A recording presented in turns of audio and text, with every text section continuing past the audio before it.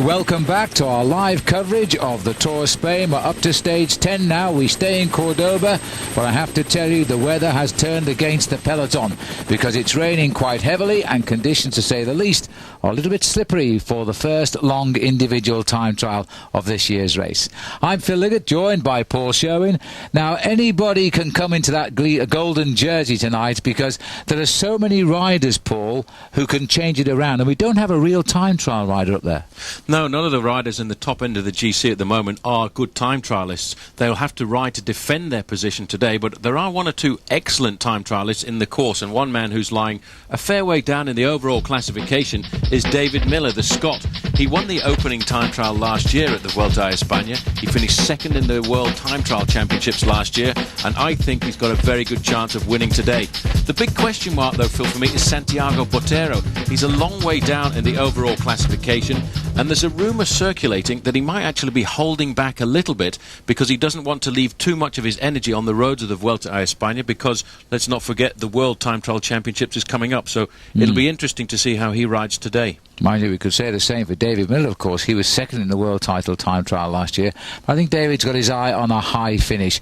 Well, let's have a look at the overall classification now because it's 24 seconds. Well, it just goes to show the form that Christian van der Velde has got towards the latter part of the season. Didn't make the selection for the Tour de France team for US Postal Service and may well be looking to install himself as a big winner of the stage in the Grand Tour. This man would like to win a Grand Tour. Francesco Casagrande, leader of the Fassa Bortolo team. He's 11th overall at the start of this morning, a minute 45 back.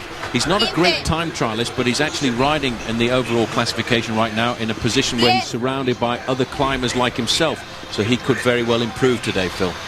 Sitting in 10th place overall, a couple of small stage race wins under his belt this year. The Settimana Ciclistica has won, and in April he won the Tour of Trentin in Italy as well. So he's on form, he's got 3 wins. And would dearly like to be a little bit closer up. I think he's having to prove all of the time. He's not getting a bit long in the tooth now, Francesco. He's nearly 32 years of age. In fact, he is 32 years of age. That happened just 2 days ago, as now he sprints away looking for a good ride today. Well, he's never been one of the great time trialists, and in fact it was in a time trial against Gilberto Simoni that he lost his lead in the Giro d'Italia, and here is Simoni right now. Simoni, for a man who is reputedly a very good climber, has an excellent position here for the time trial, Phil. You see he's got down very low in the middle of those handlebars. He's looking very compact right now. He's got a good pedalling style.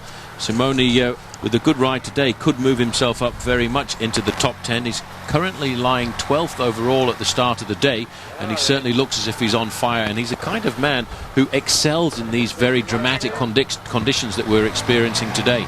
He does like slippery roads, and he's a very skillful man on a bike. He can really handle his bike in bad conditions.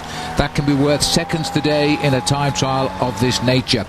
And here's a man who's having to recover from a very poor time by the team on day 1 in the team time trial, where they lost 1.5 minutes to ONCE, and as a result of that he's still looking to pick up quite a bit of time. This is the 29-kilometre checkpoint we're looking at here now. Towler was getting into his rhythm just here, and he continued to pick up all the way to the line, which is at 36.5 kilometres. We're waiting for the arrival at this point now of Christian van der Velde, who is quicker than Towler by a scant 2 seconds at the 90 year. But what a good season he's having, as he seems to have all of the time.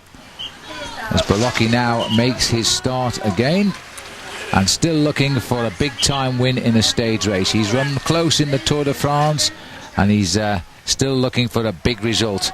And I'm not so sure he's got the legs at this time of the year. We'll find out today, maybe. Well, it's difficult after finishing second in the Tour de France to Lance Armstrong to keep the form to try and win a Grand Tour at the end of the season. Simoni getting out of the saddle every time he feels that his tempo is not as high as he's wanting it right here in the individual time trial. He still looks pretty good right now, but this is a very difficult course, and we've seen a lot of riders starting very quickly. Good to see that Christian van der Velde and David Miller have a joint fastest time at 9 kilometres into this event. And I think we may well cause the surprise there, because Christian van der Velde is an excellent time trialist, and once he gets those time checks coming through, Phil, I think that will be that's incredible. 1/10 of a second slower than Christian van der Velde. That really is quite remarkable. Joseba Beloki, Phil, he knows how to ride a good time trial. It's his time trialling ability at the Tour de France that has managed to get him onto the podium on 3 separate occasions, twice in 3rd place and once up into 2nd place. So right now he too will be hoping to try and wipe away a fair proportion of that 1 minute 43 deficit he had at the start of today's stage. So Beloki, to the tune of Manolo Sainz, shouting at him. He won't be given a moment's peace for the next 46 minutes of racing or so to keep him going. He's rocking and rolling a bit on this climb to try and keep the big gears going. And as you can hear, the rain is starting again out on the course. So they've got to be very careful on the way down at these very barren roads here. But that is an amazing result by David Miller and Christian van der Velde. They are locked together exactly the same time at 9, exactly the same time at 19 kilometres. We're now looking at Angel Casero at 19. He's behaving much better this year for Cofidis. Now to see Roberto Heras here. He knows he needs a good time trial. He doesn't want too good a time trial because I don't think at this stage of the Tour he wants that golden jersey. Well, he really wants to keep himself in contention for the moment, and I think he'll save an awful lot down to the last week of this Tour. Fortunately for Roberto Heras, you see the rain has stopped, but actually out on the course, away from the city of Cordoba, it is still raining. So it is a difficult course for all of these riders to master right now. And they still continue to come in. This is probably David Plata. You know, it's Perez, the man who nearly has these past 2 days, had a second. And I'm not so sure whether he's cracked or whether Towler just went quicker. He seemed to pick it up at every time check and got better and better. And so he made a much slower start than a lot of the riders. And in fact, 47.15 is still good enough for 2nd place so far for Christian. David Miller is going to do out on the course. And of course, for this man, Joseba Beloki, it's very important to ride well today. This man who is in the starting gate right now, Aitor González, a winner of a stage out on the open road, and maybe a man who could be wearing yellow tonight. Well, that's what I think is a young team leader would like to be the case, and I'm not so sure yet whether that's going to be possible, but we'll see as Aitor González makes his start gently, like everybody. They've all got a lot of common sense today. There's a long way still to go in this year's Vuelta. Alexander Vinokurov. We have a sneaking suspicion we could then be looking at the man who will be taking the next golden jersey, but I might be wrong, of course. But I think that Vinokurov is on tremendous form. He won a stage of the Tour of Switzerland before he crashed out. There he is. Let's all wish him happy birthday, because he's 29 today. And what a lovely present it would be if he could get the golden jersey. He's been a pro since 1998, Alexander. We know him extremely well. We've sort of followed his career. We've been around the world with him as a young amateur when he used to race for Kazakhstan, and we met him on many occasions. He was speaking good English, but now he's riding for the German team. He seems to have improved his German and lost a little bit of his English. Well, he's got a good chance, because 14 seconds is the difference between him and the man who leads the bike race at the moment, Óscar Sevilla. I would say Alexander Vinokurov is a much better time trialist than Óscar Sevilla. Sevilla had a hard time in the time trials at the recent Tour de France, but right now he is on form and he's leading the bike race, and it might well just give him the extra motivation that he needs to put in a very fine time trial performance. But Vinokurov, he realises he's got a very good opportunity here today to get the... Meanwhile, back in the start house, final adjustment for the man in the golden jersey, Óscar Sevilla. Another important day in this young man's life. Last year he lost the jersey by the end of the day, and as a result lost the Vuelta España in Madrid a year ago. Not the time to tell him about that, because today he wants simply a good enough ride to keep him as a player in this race. I'm sure he will do that, whether he's in yellow. And personally, Paul, I don't think he'd be too disappointed if he does lose his lead. It's a question of the time gaps. That's what he'll worry about. Well, I think he wants to go out and put in a good performance, Phil. It's an exceptionally important individual time trial for this man right now, because he knows if he rides well today, he'll keep the jersey. Of course, the technology that goes into developing the machines that these guys ride has also helped to improve him. He looks very strong right now. He's currently lying 4th place in the overall classification, 48 seconds down at the start of today, and he would like to put some time between himself and Óscar Sevilla. Well, back to the finishing line here. Now remember that we've got all of the riders out on the road now. This is Fabian Jecker, who's sprinting through next to finish. He's also showing his form. He's steadily coming good. He was placed yesterday 2nd on the stage. He has a reasonably high overall position just now. As he now pushes on towards the line, this will keep him, probably improve his overall position. So Fabian Jecker of Switzerland, and the Portuguese team, MSS, in with 6th best time. I think he'll be quite happy with his time trial performance, because this man has done the time trial performance of his life. Here is Roberto Heras right now in the finishing straight. He's still well up there, Phil. He's going to finish inside the top 5. It's a very good ride. He was holding David Miller for the first couple of time checks. Miller's had an inspired finish, which has kept him on top of the leaderboard, but Heras is still finishing in a very high position here. Of course, his fight will go into the mountains, and he's still very much one of the top favourites to win this tour. He won't be too unhappy with that, as he concedes only 34 seconds thus far. 47.06 for the US postal man. Finishing straight, and this will be the win. Well, this is for the best time of the day, there's no doubt about that, and we'll know very shortly too. It's to be for the golden jersey, but here comes Aitor González, his second win in this year's tour, exactly 1 minute quicker than David Miller. Magnificent cheer for him. 45 minutes and 32 seconds for the 36 kilometres.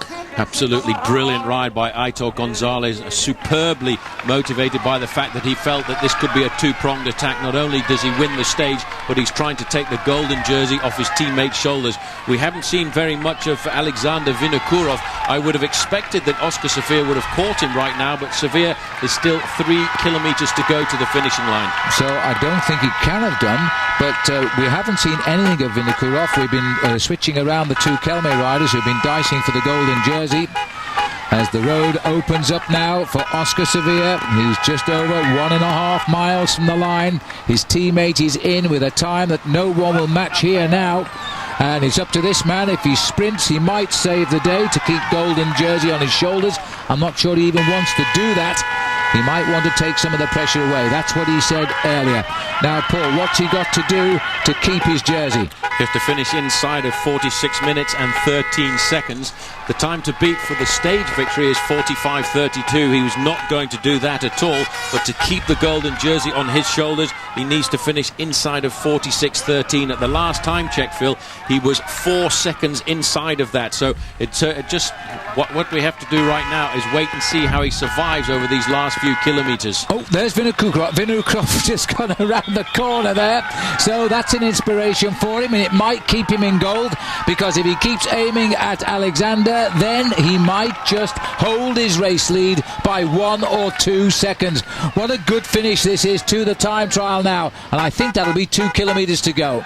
Yeah, that's the 2 kilometre to go banner. It should take him around about 2 minutes and 30 seconds at speeds like this. It's a bit technical coming into the last kilometre or so. Vinokourov has actually resisted fairly well, because he lost an awful lot of his time in the first 10 kilometres, but he seems to have improved over the last part of the course. 2 minute time gap at the start.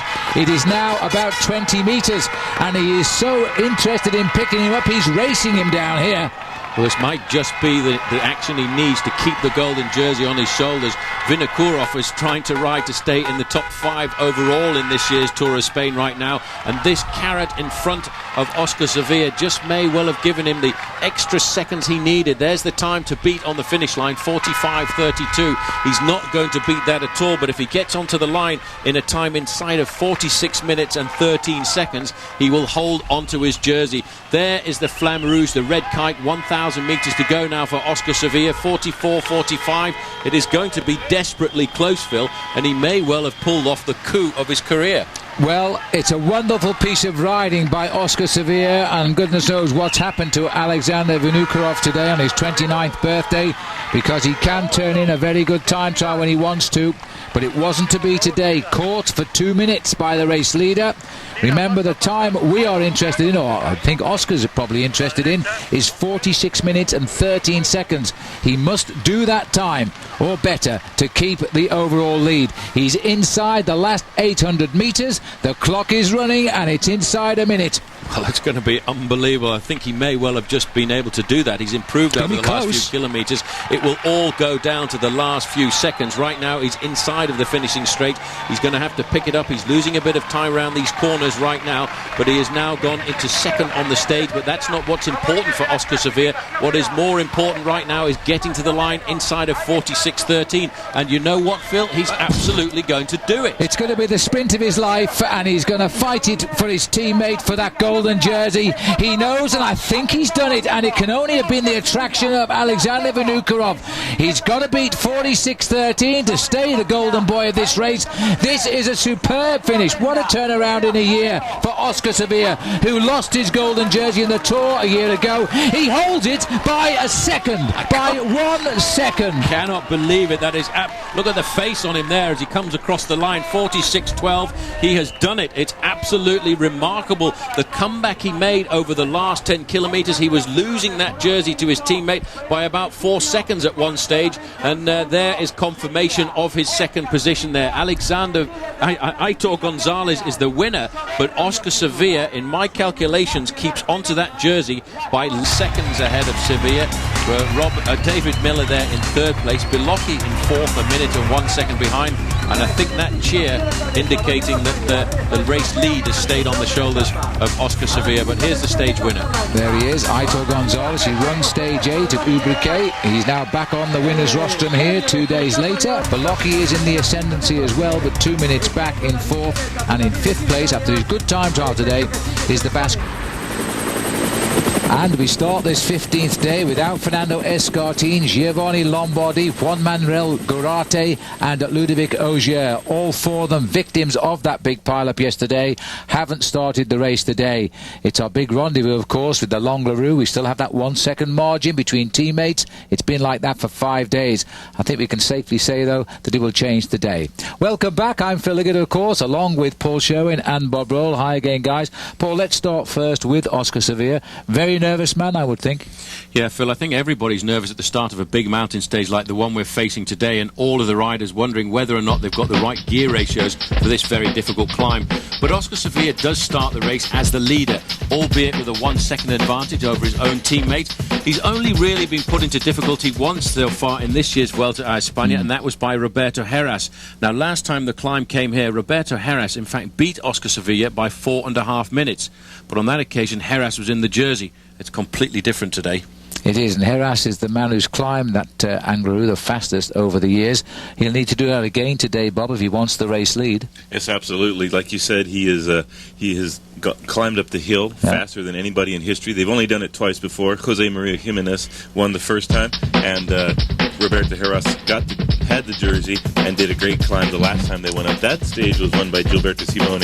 On the Pradera climb in this Vuelta a España, he took a lot of time out of Óscar Sevilla, and he's going to need to use this hill as much as he can to get more time back, because Sevilla has proven to be a much faster time trialist. So Heras needs the Angleroo and the Covatia to come in a couple of days on stage 18 to really take as much time as possible out of Sevilla to get the jersey. So he has a bit of a cushion before they get to the last time trial in Madrid. All right, well, it's not just all about the final hill today, and Paul will tell us about the route in a moment. We'll now have a look at the overall classification as it was at the start of the day. He'd say it is not an absolutely flat course, to say the least, on the way to the big mountain. Just take us through it, Paul. Well, you're right, Phil. The race has been here. This is the third time we've actually come to Langlaroo, and this is the hardest approach that the race has ever had. And it's made a lot more difficult by the fact that there are two very difficult first category climbs before we get there. It's 170 kilometres of racing to the finishing line. But look at this. This is what the profile looks like. A first category climb at 80 kilometres, a first category at 154, but it's a final climb up to the finish that will make all of the decisions. And we're looking now at the two survivors, I suppose we could call them, of a breakaway of some 24 riders. Although the remnant of the break is still clear of the peloton, none of the riders ahead of the main field today are affecting the destiny yet of the race leaders' golden jersey. This is Pereiro at the back here, 11th in this year's Tour of Italy, and he's got Fletcher with him on the Ibernesto. No wins for him. And Pereiro here and Fletcher have just got rid of Iker Flores, who fell on the descent of the Puerto Maravillo and has since been swept up by 14 chasers, the remnants of the 24 escapers. So there's a group of 15, and then the peloton And I must say, Paul, we've seen a tremendous display of strength by Kelme today, despite the fact that on the way up the Marabio, they got rid of their strong man, or was the strong. He was hoping about the time trial, but I think that may well go out of the window. But the rest of the team, Phil, are superbly solid. This is the situation on the road at the moment. The two leaders have a 2-minute 8-second advantage over the group in the middle, and then it's a further 4 minutes and 54 seconds back to the main field. The main field, the last time we saw them, had turned off just a little bit. I think really because they realise the battle is not to try and catch the guys in front at the moment, because none of these leaders up the road are in any way at all dangerous to the overall classification. The man that Óscar Sevilla is more worried about is Roberto Heras, and he's having a fairly armchair ride for the moment, but we've still got 3 big climbs to come. A second category climb in about 10 kilometres time, then another first category climb, albeit just 5 kilometres in length, but the showdown will come down on the 45-minute ascent of Le Langleyroux. Well, the feared bad weather yet to hit us, I'm delighted to say, and so are the riders. It is chilly, but it's not bad. Patera looks as though he's got himself back up here on the way down, so that means that the yellow jersey, or the golden jersey as called in the Vuelta, has got all of his men around him, with one exception who's in the breakaway, and that's Manzano, who's out there in the front doing absolutely nothing on the tail of the... And that was the team of the man who leads the King of the Mountains competition, Gilberto Simoni, and the last man to win here at the Alto de Langleyroux. And this is where the riders have got to so far. It's 176.7 kilometres today's stage. They've already gone over the Marabio, they've gone over the Tenebredo, and now they're on the approach finally to the Alto de Cordal, at 43 kilometres to go to the finish. The gap, 2:49, these two men have over the chasing group of 15. 7 minutes, 6.5 minutes to the main peloton. Bob, I think they're going to get caught before the end. How much time do you think they need? If they're not going to get that, obviously. So I do believe you're right. Bob, we're talking about two good guys here, not you and Paul, you know. It's just too long and too hard, and I think that the group on the road behind these riders, only 2 minutes 45 seconds down or so, have one of the riders in there who's been conserving his energy. We'll see who it is when we get to the next 2 climbs, but I think a rider from that group will win the stage, and it'll be a huge battle, though, for GC in the peloton behind. Simoni's team has come to the front. Gilberto Simoni needs this race to be very hard. He needs to have a hard tempo as a launch pad to get up the hill. He's in 14th place overall. He might not be thinking about a high GC placing. I know he'd like to improve on that, but he might be thinking about trying to win the stage. In order to do that, he needs to close the gap way down to the second group on the road. That's about 4 minutes ahead wet, and it's going to be a dangerous descent before they ever get to the Angliru. So everyone will want to be at the front of the next Category 1 climb, so that'll make a very fast, very competitive climb. The thing is you can go down and then start the Angliru, and there's the Saeco train, and they're really going hard now. They're pedaling quite hard, so Simoni has obviously put his men on the front there. He must be feeling good, and the Kelme guys will now be able to rest a little bit. It's going to be a very competitive stage, and the Cordal might prove to be the pivotal moment in this race before we even get to the final climb. Well, it was last time they came in '99, because that's where there were several crashes on the descent, because the race was held in weather conditions very similar to this right now. Obviously, Gilberto Simoni wants to get himself this stage. He likes to win at the top of big mountains, and this was really the thing that Kelme needed to try and spur up the pacemaking at the front end of the main field.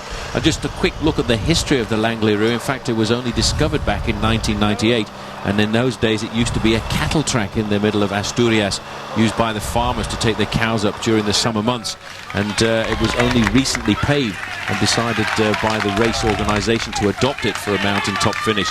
It really is a beast of a climb, Phil, that a lot of riders are very worried about because of the fact that it has such steep gradients that we very rarely see at this level of the sport in the Grand Tours. Now looking at the new style frame here from Team Telecom. It's a Pinarello bike that Telecom ride.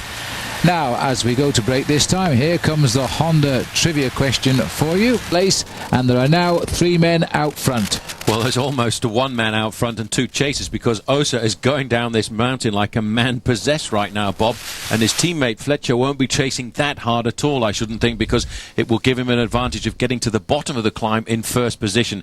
It is a very sketchy descent, this, though, isn't it, because the surface is not good. It's slightly broken up in parts, and the fact that there's been a few rainstorms this afternoon would indicate that when we go into some of the shaded parts, then certainly the road is still going to be damp. Aitor Osa was 3rd over the top of the Alto de Caudal, but he was only a fraction of a second behind the two leaders, and immediately he made the junction fill, he attacked on the descent. And we never saw him at all, because they've been picking off the remnants of that breakaway one by one. There's about 38 riders now in the main field, and we haven't noticed any of the top 15 riders overall missing the move yet, but certainly it'll be every man for himself on the big climb just ahead. The dinner plates will be forgotten, and you'll be on the inside ring, you'll be on the side servers, I think, because we're looking at chain ring sizes of 30, 32. There's a problem here. This is the big problem today with the fact that a lot of teams and a lot of riders have changed the triple chain rings on the front. It also means putting a complete different sprocket on the back, doesn't it, Bob? And the jockeys have to be changed too. Yes, everything has to be changed in the whole drivetrain. Also your technique for shifting, because you have three choices in the front, so it makes it very difficult. Here we're going to see a replay. Hopefully we can see what happened. It looks like the chain is jammed up there on the back sprockets, and that's what's going to happen when you change everything in the drivetrain and the riders aren't used to it, or perhaps they don't get it exactly right. Plus the cable stretch throughout the day, and the shifting just goes straight into the garbage can. Aitor Osa is letting all the chickens out of the coop in the meantime at the front of this bicycle race. He bridged up to the two leaders just before the top of the climb and then immediately dropped him on the descent. I think when we get back down to the bottom of this valley and the Angliru climb, we'll see Osa by himself, or at least with Fletcher and Pidietto climbing at speed the Angliru. Now Osa has been sitting in the second group, not doing any work, while he was not obliged to because his teammate was up crash, the road. Bob, look at this. What looks very much as if one of the riders has gone down there from Fassa Bortolo, and I think Casagrande, that? No, it wasn't Casagrande. Well, if it's not, it's Pataku. No, in fact, it looks very much like Tadej Vlajevic who's gone down there, but this is a terrible crash right down here. One or two riders in the gutter at the side of the road here. It might be Guido Trentin from Cofidis. Let's hope it's not. He's in 8th place overall. No. Number 59. No, it is. You're absolutely right, Bob. That is Trentin has gone down, and he is a high finisher or a high rider. You see how the surface of the road there is just a little bit damp. This is what Bob and I were expecting to happen right now. And this is the man who at the start of the day was 8th in the overall classification. Yeah, what a shame. Trentin has gone down there, so this must have been pretty near the sharp end of that main field. And we've got one of the Benesto riders over there too, who is looking a little bit stunned at the moment. And I think Pablo Lastras, who went down the winner of 2 stages of the Vuelta a España. He's had very unfortunate luck throughout his complete career right now. He seems to be okay. He doesn't seem to be injured. Just, in fact, it looked as if he was holding his shoulder there, but he was talking to the team car, the team management, to say that he's destroyed his bike probably, and he needs a new machine to come forward. So Pablo Lastras, 15th overall, has gone down as well, and we've got to watch out for many riders coming through here. Well, this is just exactly when the crash happened. That looks like Santos Gonzalez just going through there from Aqua Saponi. He was able to avoid it, but these guys are going off this mountain right now and not saving anything at all. They realize how important it is. You can see that's Tadej Vlajevic from Fassa Bortolo. Initially, it looked as if it was number 81 That's there, right, and that is Francesco 81, Casagrande. Looked at his face. Fortunately, Casagrande is still up and riding. It looks as if there was another Cofidis rider there as well. Attacking rider earlier is the other man down there. He was really doing well, and now he's way behind, but he looked okay as he pulled his bike back out of the ditch. Look at the surface of the road here, Phil. It looks as if there's been a slight shower in the last few moments as well, because that road looks very slick and slippery for the moment, and there are huge gaps in that field right now. And as we said, exactly the same as back in 1999, there were an awful lot of crashes on this descent, and in fact it was here in 1999 that Abraham Alano went down in one of those crashes and actually broke one of his ribs, as did Fernando Escar. We're back with the pacemakers now in today's stage as they start the climb of the Langaroo. Flecker and Sousa a little bit behind at the moment. Moments ago this happened.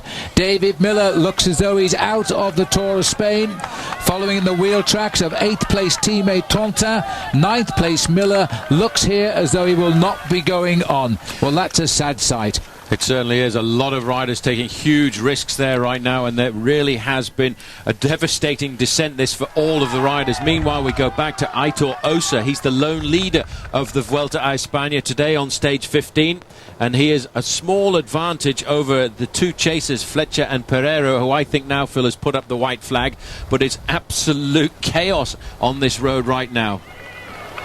Osa flying up this climb right now. He made a great move. He was sitting on during the breakaway while Fletcher and Perrier were up the road really making a hard tempo. One of his teammates, Fletcher, was in that break, so he didn't have to do any work as they chased, and so that gave him a chance to rest. And when they got up to the top of the Cordal, he rocket shipped across to the breakaway. He's dropped them now. Here is the front group from the peloton. Heras sitting comfortably there, and it looks like Sevilla has regained a little bit of his legs. He's moved up into third position with his two teammates in the front. Osa, in the meantime, is at the front of the bike race flying up the road. Looks like David Miller's been able to get back up on his bicycle, and he's going to try to struggle on to the finish line. Of course, he'll lose out on his top 10 placing on GC. It was a hard crash. It didn't look like anything was broken. His legs and elbows and arms, hips were all shredded, but he's been able to get back up on his bike. That's a good sign. He wants to finish this. It's a very honorable stage to finish, and so it's a great day of bike racing already, and we've just gotten to the bottom. Well, our trees are not giving us a very happy approach to the top of the mountain, but there gives you some idea in this graphic here of the slope as we start at the bottom. 6 kilometre climb right to the top, 23.6%. It really bites at the midway point when it kicks over that ridge of the mountain. Then it levels to a mere 14.5% as it makes its way up to the line.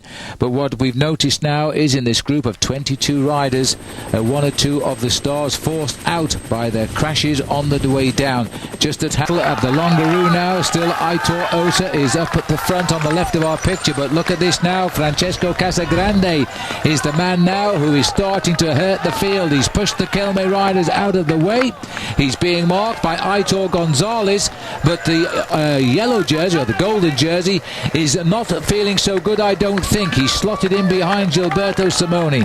Well, Osa now has an advantage of 49 seconds here, and you get an idea to see just how difficult this climb is. We're getting to the very steep part of the climb right now. Francesco Casagrande has said, well, I don't want to take the pacemaking of Kelme anymore. I shall go to the front and do it all myself. You know what? The one man who is looking very good here right now is Aitor González, second in the overall classification, 1 second off the lead, and the man who is suffering to hold on to that lead is Óscar Sevilla.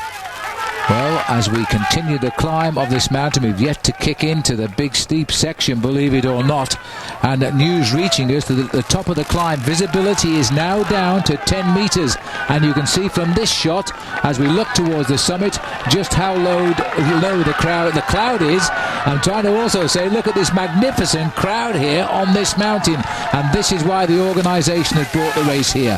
37 seconds, he continues to lose ground as they now get wiped out. This is Flecker being picked up now by the relentless pace of Aitor González. Well, Aitor González has decided to set the tempo himself right now. The team that has done a superb job have been swept away as Aitor González assumes responsibility at the front end of this bike race. There, coming up there is Roberto Heras now into second position. There, a little bit further back, is Joseba Beloki. Francesco Casagrande taking up fourth position right now, but the yellow jersey, Phil, is around about 10 metres off the back of this group. He's being left behind by the tempo of his own teammate. Well, this fella González, look at his face. He is looking so good at the moment. Heras is marked González. He's made the right move here, and they've got a little bit of a gap now. They've started to crack the rest of the field. Casagrande also in trouble. This is now the scrabble for the wheels, and that is a superb pedalling style, rather reminiscent of one Lance Armstrong by González. Well, Phil, I only hope that the helicopter can stay here, because we are in for a huge battle here right now. Aitor González, look at the steepness in this corner right now. The motorbike is having to move slightly further forward because of the steepness in these corners, which is close to 25%. González is still setting the tempo. Heras is waiting for a few moments. This, in fact, was the move that went a little while ago. This is Sousa. He was in the leading break of 24 riders early this morning. He will move high up in the overall standings as long as he can still get to the finish, because let's not forget, in the past, riders have lost 5 and 6 minutes on this final climb of the day. Aitor Osa from ibernesto.com still leads the bike race, but I would say not by very much more than 35 seconds. What a magnificent crowd, Bob, and look at the conditions. They cheer the Tour of Spain up here now. The cool Mr. Cool himself, Aitor González, could be changing that white for the golden jersey. There is the erstwhile winner of this race. Andel Cacero has always done pretty well on this climb, but there is the golden jersey, and this climb is hurting Óscar Sevilla. We thought he was in trouble on the previous climb. We know he's in trouble right now. Well, he really has been put under a lot of difficulty. Let's not forget, last time the bike race came here, he lost 4.5 minutes to Roberto Heras. But the man who is actually setting the race up perfectly for himself is number 125. Roberto Heras knows that, and knows that he needs to get big time right now. One of the perfect pedaling actions that this man has developed over the years, and he's going clear right now. Look at the steepness in the corners. He's riding away from the man who is in second place in the overall classification, while the yellow jersey, number 121, is having a very tough time. Well, this is a sad sight if you're in the Kelme squad. This rider now, Roberto Heras, is setting off in pursuit of gold because he needs a minute and 41 seconds at the summit if he's going to take the race lead off the new leader on the road, Aitor González.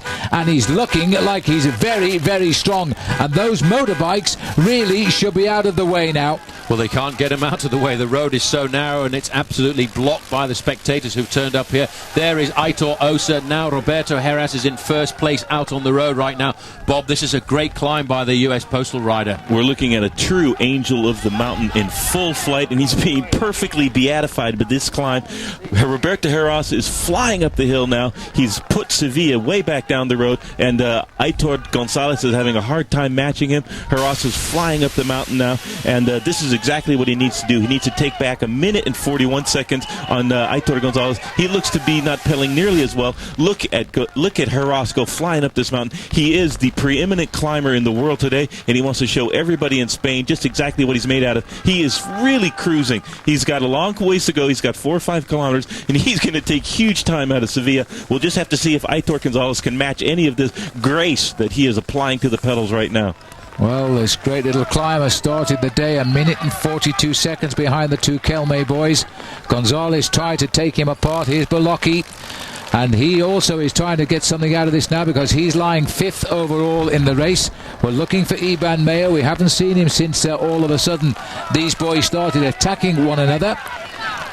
Well, Beloki now is trying to pull himself back into this bike race that looks as if it might be Angel Cacero, but is absolute chaos here on the Longaluru. There's no confusion at all about who's leading the bike race right now. Roberto Heras, an absolutely superb style. And just to remind ourselves, the US Postal Service this morning decided to opt for a triple chainring on their bicycles, a 53 on the outside, but more importantly, 39 and 30 on the inside with a 25-tooth sprocket.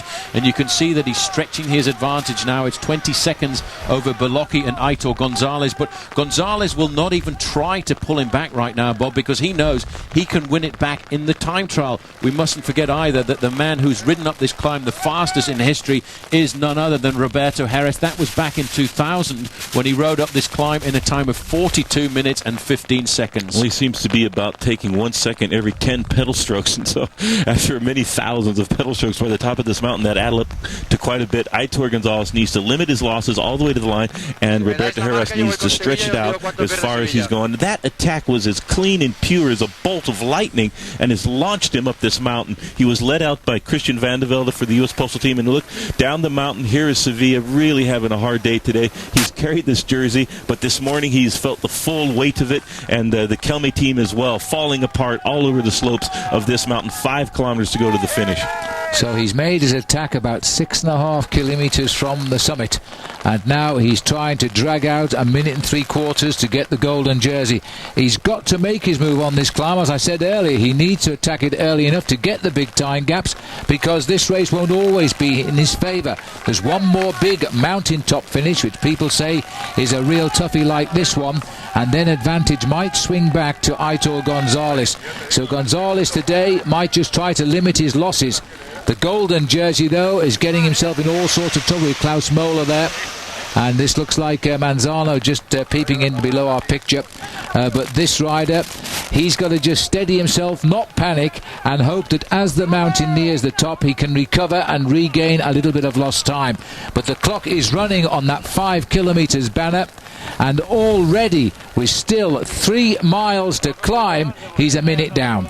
Well, you can lose an awful lot of time on the slopes of this mountain, and I think the record holder for losing time is Angel Casero, who lost himself 4 minutes in 3 kilometres. This is superb pedalling style of this man, and I have to say once again, Johan Brunel has been a master tactician. The team are obviously not great at the Vuelta a España, but they haven't needed to be. They've waited for this moment. They've looked after Roberto Heras whenever need be, and right now he is coming out of the pack and trying to stamp his authority on this bike race. The big advantage right now, though, for Aitor González, who is not a great climber, he is a good time trialist, and he can follow the pacemaking set by another very good time trialist, Joseba Beloki. These two men may well just limit their losses today and keep themselves in contact. It's quite possible that Aitor González and Joseba Beloki will complete the top 3 in this race by the summit of this climb overall. Beloki knows it too. He knows he's got to find 2 minutes off Óscar Sevilla. He's not shaken González, who'll always stay above him while he hangs in second place on this tandem as they go up the mountain. 2 Spanish riders again in the thick of it. Well, in fact, Joseba Beloki could very well be climbing himself up into a podium position today. He finished second overall in the Tour de France. The last time a man finished on the podium in the Tour de France and the Vuelta a España was back in 1991, and that was Tony Romiger, who finished first in the Vuelta and then second in the Tour de France. But González looks to me as if he was about to crack.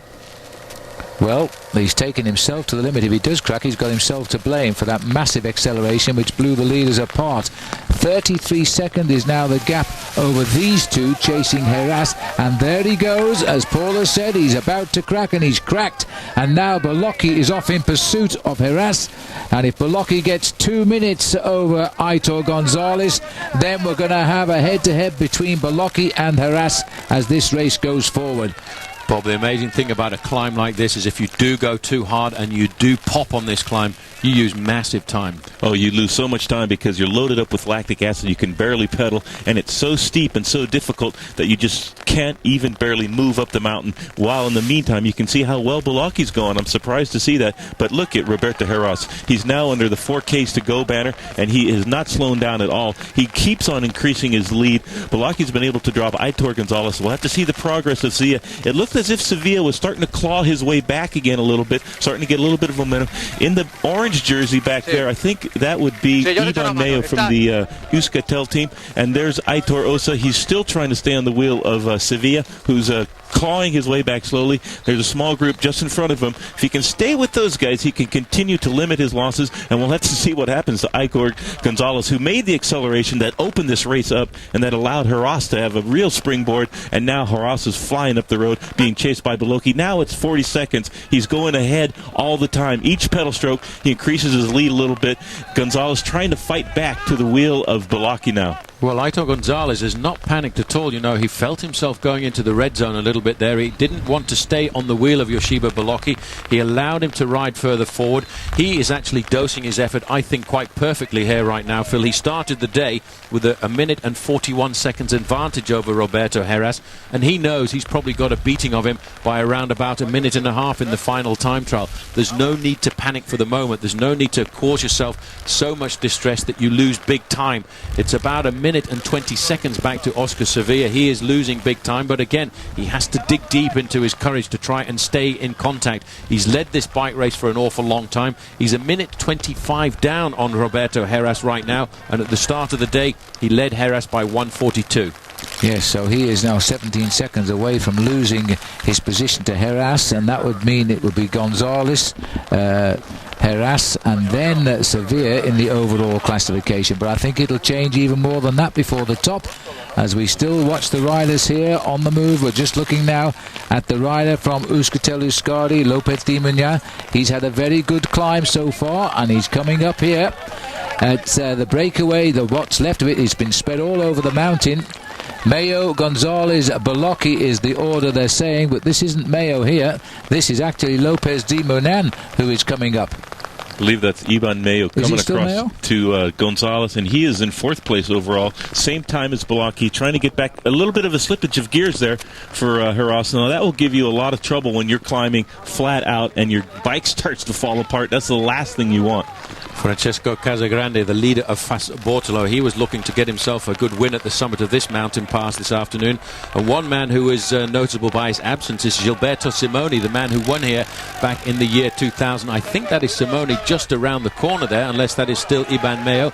But Francesco Casagrande is having a hard time. He went to the front at the early part of this climb, but nobody at all was able to resist the acceleration which came from this man, Roberto Heras. 2:21, the leader of the US Postal Service, third at the start of today, and right now looking to try and win the Vuelta a España for the second time. And this half-hour commercial free brought to you by Lincoln, as we're looking at the leader now on the climb, Roberto Heras. In fact, for me, Casagrande's been a slow starter today, but he's warming to the situation because he is beginning to cut into the riders ahead of him. That is the order, in reverse order, if you like, because Casagrande's coming up on Mayo there. This is Aitor González, and Beloki is just in front, and then we could go right to the leader, and then we would find Heras. Beloki is having an inspired day here, and he's now working his way back into this race. Well, sensible riding by him as well over these last 10 days, but look at the time gap between them. Heras is leading Beloki by 57 seconds. Roberto Heras has done a very good job over the first 14 days of this bike race. He's sat in the pack, he's come out and produced the efforts when he's needed to. His teammates have been there when they've needed to be, although they haven't been as fantastic and dominant as they were in the Tour de France when they defended Lance Armstrong's title there for the 4th year in succession. But Roberto Heras right now doesn't need any teammates. He's just got to ride up this mountain as hard as possible. You know, he was absolutely superb in the month of June. He won himself the Tour of Catalonia, but when it came to the Tour de France, he did everything for Lance Armstrong. The reason he's come here right now is to confirm that his win a couple of years ago was certainly no fluke. Well, as we see the remnants of the leaderboard here now come round these steep corners, Heras goes under 3 kilometres to go. Still a massive crowd as we're starting to get into this cloud bank, which is reducing visibility down to around about 10 metres.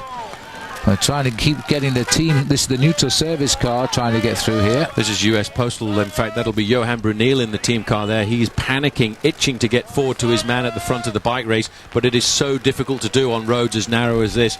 There is Iban Mayo, number 78 there. He wears the orange jersey at Euskaltel Euskadi. Francesco Casagrande, but what a great performance really by the man just in front of the US Postal team car here, Aitor González, second overall at the start of the day, and he's losing that position right now, but he hasn't yet lost it to the man who was first on the road, Roberto Heras.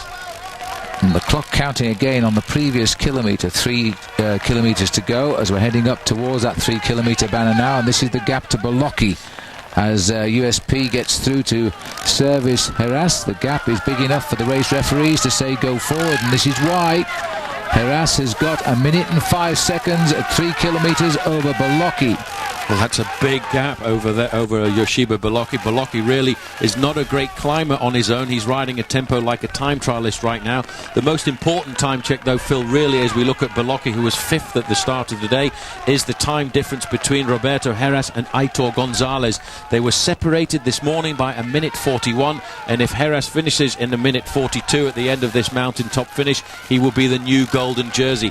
This man, though, Joseba Beloki, is doing a great ride, but we're now on the very steep part of the climb. We are looking at gradients of 18% right now, which is almost unheard of. You can see how Roberto Heras is struggling to try and get as much time as possible. This is his terrain. This is the terrain where he as a climber can excess. 1 minute and 50 seconds is the time to the yellow jersey there, the man who started the day in gold, Óscar Sevilla. So he has disappeared from the top of the leaderboard right now, and it is going to be a decision between Roberto Heras and Aitor González at the end of the day. Which way is your money going, Bob? I think the stage is going to go to Heras, obviously. I think the jersey will stay on the shoulders of Aitor González, though. And there's Heras. He's struggling a little bit at this point. He's got about 2.5 Ks to go. It's only 43 seconds down to Beloki's group there. He needs a bit more time, I think. And Sevilla is further down the road. They're saying it's 1:07 right now, but I think it's gone up to a little bit more than that. Roberto Heras, he's very reserved. He's a modest man. He's shy. He's like almost a recluse. But when he he lets his legs do the talking, he goes flying up the mountain, and he turns into an entirely different person. He's attacking, he's aggressive, he's impetuous on the climbs, and then we're going to see how fast he can get up this mountain, and at what speed. There's Aitor González, it looks like still struggling to try to limit his damages to that man, Roberto Heras. Lots of fans out on the road. They're going wild, and they're seeing a real exploit of climbing prowess by this man, probably the best climber in the world today. Well, he needs to be. He's just over 17% on the climb as he is just at this minute. He's sitting in the saddle because, frankly, he cannot get out of the saddle on gradient at this level. The chances are he'd lift his front wheel off the road and tip off his bike. This is a very difficult part of the climb here. It's just over 17%. It kicks up for a fraction at 23%, but the average gradient at this part is 17. As he gets a little closer to the summit, Phil, it will level off to 12.5%. Thank you very much. But this is what this climb is all about. This is a cattle track. As we look here, some of the guys are slightly over geared, which is why they're zigzagging over the road at the moment. Just a reminder of the gear that Roberto Heras is using at the moment with a 1 minute advantage over Joseba Beloki. He's using a 30-tooth inside chainring with a 25-tooth sprocket at the back. That is what you have on a mountain bike. Well, here comes Beloki, and he's inching his way closer to Roberto Heras. He's knocked off 5 seconds in this kilometre, and he looks to be moving that little bit better than Heras right now, and he could well be fighting his way back into this race for a victory at the summit. Well, it really is a whole question of technique and tactics at the moment, because all of the teams were trying to decide what kind of gear ratios to use. ONCE decided to only use 2 chain rings on their bikes, and on Joseba Beloki should have a 39-tooth chainring on the inside and a 29-tooth sprocket at the back, Bob. Well, it looks like he's using every inch of that small gear, and this is an incredible spectacle. I think the weather has made things even more dramatic. It caused some riders to come off on the descent. Miller and Trentin, who were both in the top 10 on GC. The other riders are fighting it out. We haven't seen Óscar Sevilla for a while. It looks like Aitor González is just clawing his way back up to Beloki there, and these 2 riders will be able to cooperate to the finish line. We'll see just how well Heras is going. Here he is at the front of the race. He's going quite well. He's dancing on the pedals. He's got a couple of kilometers left to do. We'll see how much time he can get. It's 1 minute over Beloki, who's down the road. If it's going to increase now, it's because he's on a more gradual slope, and the other riders are still on the very, very steep part of this climb. A bitter climb for these riders here. He's taking the wide berth on the road to try and avoid the steepness, but there's a massive crowd despite the weather at the top of this mountain pass. We're going back to the golden jersey, who is still in desperate trouble here as the mountain kicks in at the steepest point. Óscar Sevilla is still in trouble. He conceded 7 seconds on this climb once, as he now continues a little bit way down the mountain. He's lost his race lead for sure today, but it's a question of whether Aitor González gets it or Roberto Heras. Heras is desperately close to taking the golden jersey. The question we'll all have to ask then is if the team is up to keeping him in it. Well, that's going to be the difficult thing right now. He's inside of 2 kilometres to go. The man who is second on the road right now, Joseba Beloki, the man who is hoping to be in the golden jersey tonight, has disappeared slightly, because this is Francesco Casagrande riding himself back into the bike race. He is a great bike rider over the past. He's always tried to get himself high up in the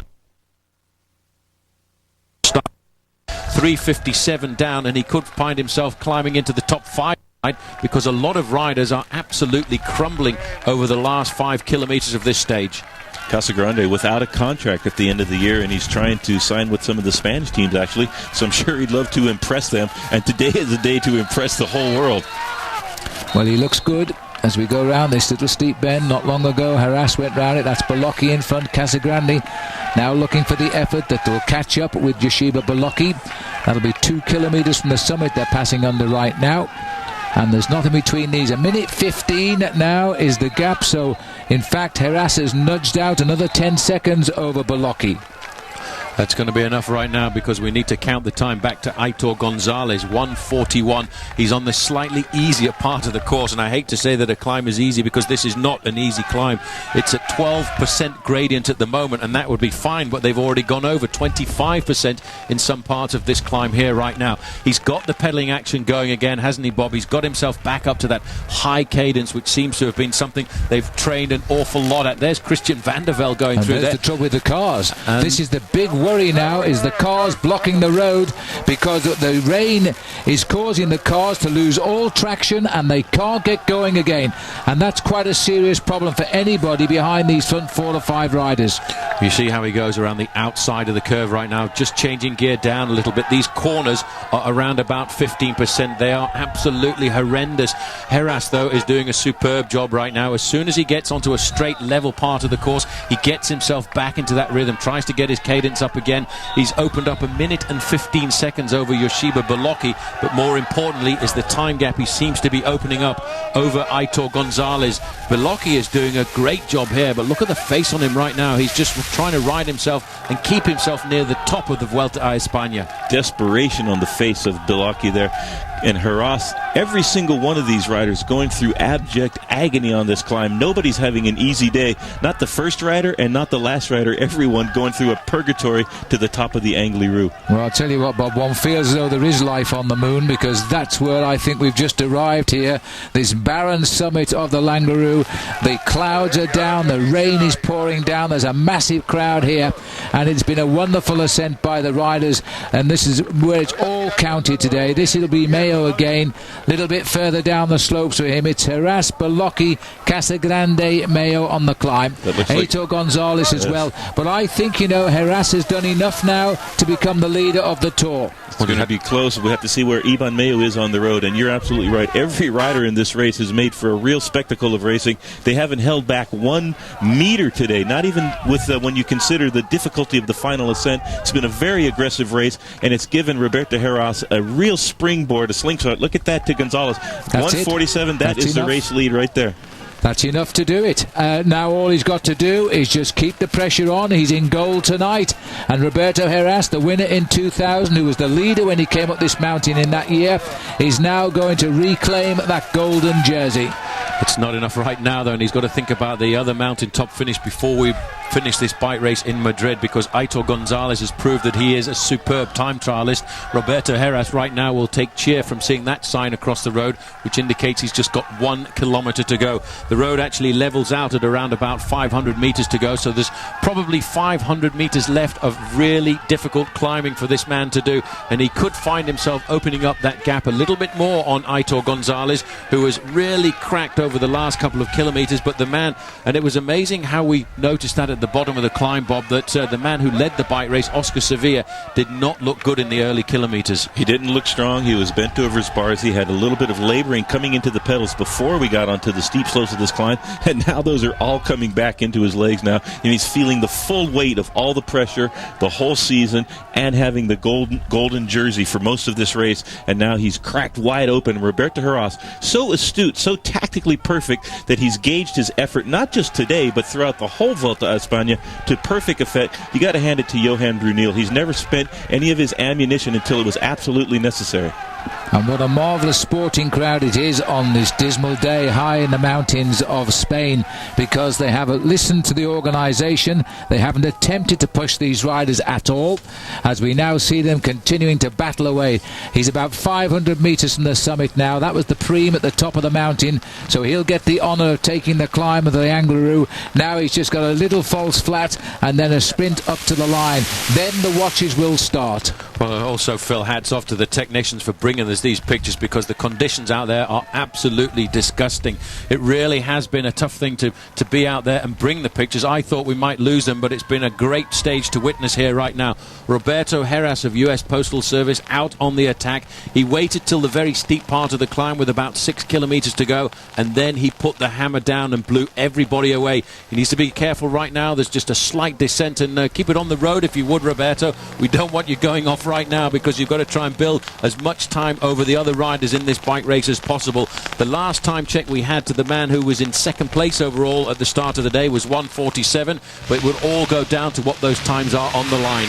So the police are guiding home a magnificent man on this day in Spain. Roberto Heras attacked and followed the wheel of González, blew him away, and now is building what he hopes will be a time that will give him a golden jersey. Remember, he won stage 6 on La Padera. Now he has won stage 15 on the Langlarue, and the clock has started. Now we must wait to see if indeed US Postal have got themselves the leader of yet another Grand Tour this year. This is Joseba Beloki racing up in second place. Second place on the road, 5th at the start of the day, but looking to climb up into a podium position right now. He's 26 seconds was since Roberto Heras came across the line. The most important time, though, Phil, is the time of the man who started the day ahead of Roberto Heras, Aitor González, and that will be the time that we'll be most interested in the moment. Although Roberto Heras does need to open as much time as he can on everyone else in the bike race behind him, because he is not the greatest of time trialists in the world. He needs to have a good buffer going to Madrid, but he's still got some tough mountain stages to go to increase his lead. Well, you were right about one thing, Bob. Heras won. Now is he going to get the lead? I didn't think he would. I thought that Aitor González looked so good on the early slopes of the climb that he would be able to limit his damages and keep the jersey for Kelme. I think that actually would have been a good move for US Postal to do, because now if Heras does get the jersey, it'll be tough to keep it in the next few days. And I guarantee you Kelme will not lay down arms, and they will attack all the way to Madrid.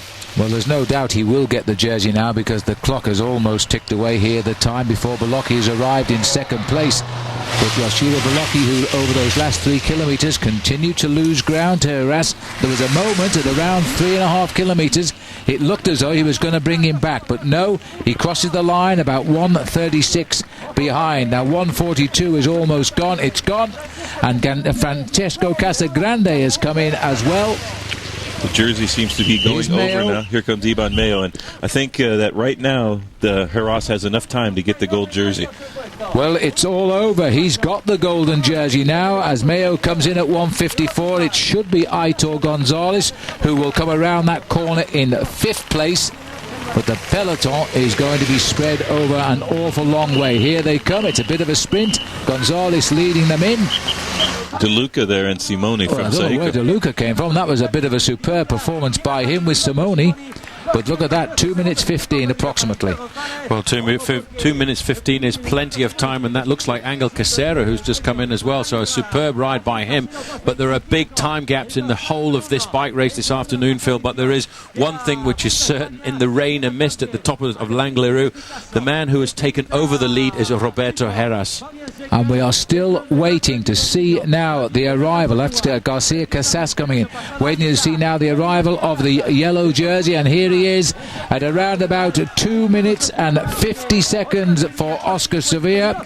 He has lost his lead, and so too has his teammate, because González has not found the second he wanted. Instead, Roberto Heras of US Postal has become the new leader of the Vuelta España.